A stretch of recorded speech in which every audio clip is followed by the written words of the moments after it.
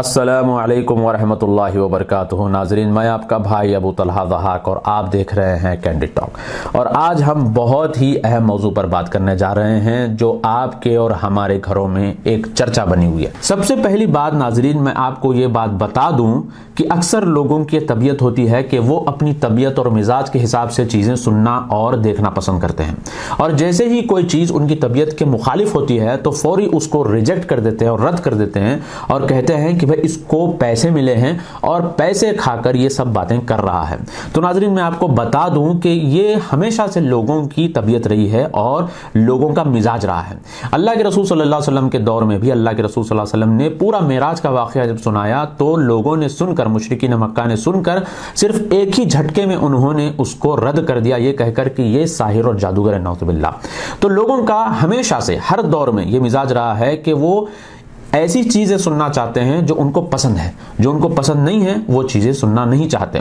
तो मैं आपको ये बात वाज़े कर दूं कि मुझे इस वीडियो बनाने के लिए कहीं से कुछ भी पैसे नहीं मिले हैं, और बल्कि मैं आपको बता दूं कि मेरा जो प्रोफेशन है, मैं एक IT कंसल्टेंट हूं, SAP कंसल्टेंट हूं, और मैं कंसल्टिंग करके अपनी रोजी रोटी अल्हम्दुलिल्लाह कमाता हूं।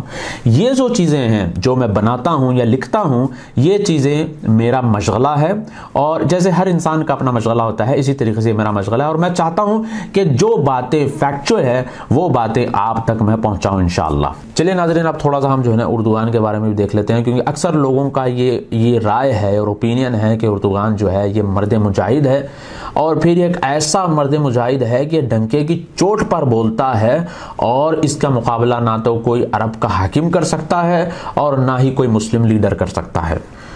मैं आपको एक बात बता दूं कि तुर्की एक वाहिद पहला मुसलमान मुल्क है जिसने इसराइल को एज ए कंट्री रिकॉग्नाइज किया। आपको जानकर ताजुब होगा कि उर्दुगान वो शख्स है जिसने जून 2016 में इसराइली एम्बेसी को इस्तांबुल के अंदर रीओपन किया।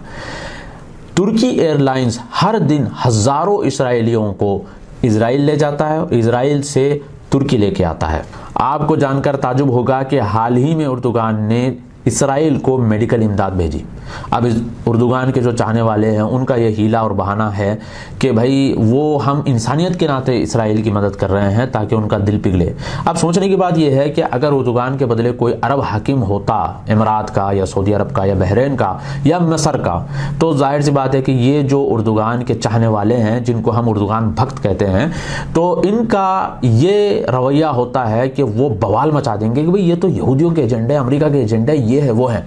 मगर वही काम जब उर्दुगान ने किया, इसराइल को मेडिकल इमदाद उसने भेजी, तो फिर इनका हीला बहाना यहां पर यह है कि ये इंसानियत के नाते किया जा रहा है और इसमें कोई दूसरी चीज नहीं है। मगर यहां पर हकीकत यह है कि उर्दुगान इसराइल के साथ अच्छे खासे ताल्लुकात रखता है, और 2005 में उर्दुगान अपनी बीवी के साथ इसराइल गया और इसराइल का जो फाउंडर है थियोडोर हेrzl, इसकी खबर पर उसने फूल चढ़ाए, उसके सामने उसने घुटने टेके। अगर आपको मेरी बात पर यकीन नहीं आता है तो ये वीडियो मुलाहिजा करिए।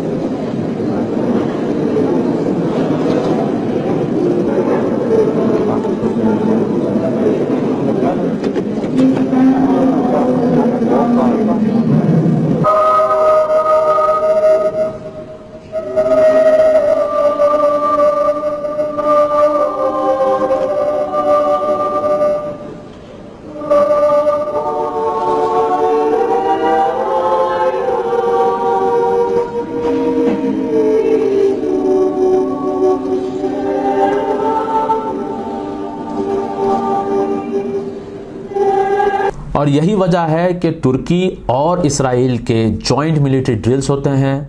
इसराइल के जो बूट्स हैं वो तुर्की में ही बनते हैं, और इसराइल के जो यूनिफॉर्म्स है तुर्की में भी सिलते हैं, और जो वेस्ट बैंक जो फ़लस्तीन का एक हिस्सा है जहां पर इसराइल बहुत बड़ी दीवार खड़ी कर रहा है, इस दीवार का जो सीमेंट है सस्ते दाम में तुर्की ही इसराइल को बेचता है। यही नहीं मेरे भाइयों, 2003 में जब अमेरिका ने इराक के ऊपर हमला किया तो उर्दुगान के साथ उन्होंने डील की। 1 मार्च 2003 को ये डील हुई जिसमें यूएस ने उर्दुगान को $6 बिलियन दिए और उसके साथ साथ $2 बिलियन का मिलिट्री एड दिया गया।